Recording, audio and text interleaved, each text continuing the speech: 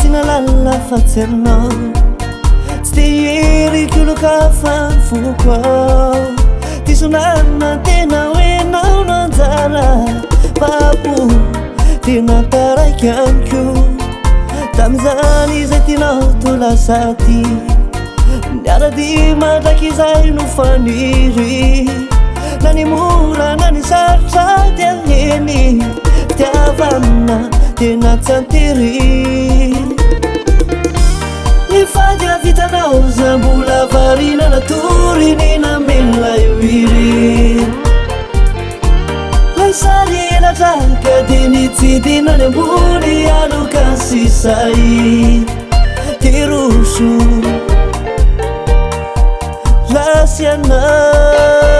lasianao tilay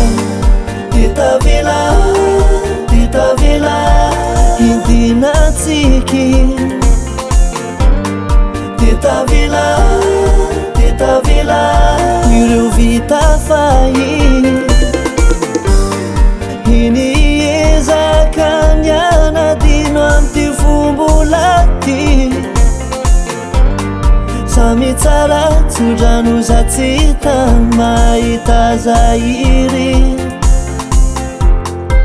ranaketriny nefenao tony ovindray dia miriny ireo talosy reo efatsy ay ty vitanao sy ny vitako iny avalony raha iza tsy anao intsony efao lay olo tiako sy lay ty aiko raha izy tsy amelay wire fity tsy misy vetra no apetrany ao ampo fa tsy hoe ametraka fery nitinteno eo anilako navarina natory izy tsy andao vilivery tsy oroso tony anao tilay titavela hindinatsiky titavela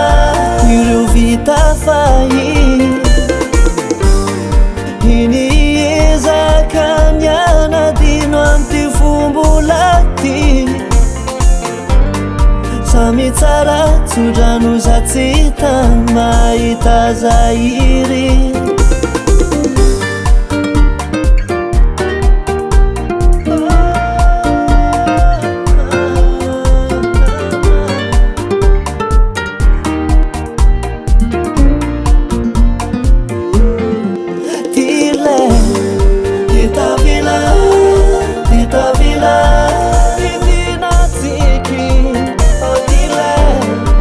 titavela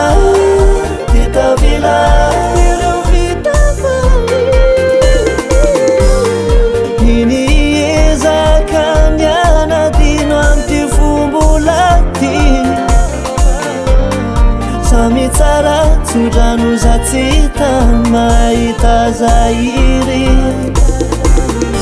Ghost Production.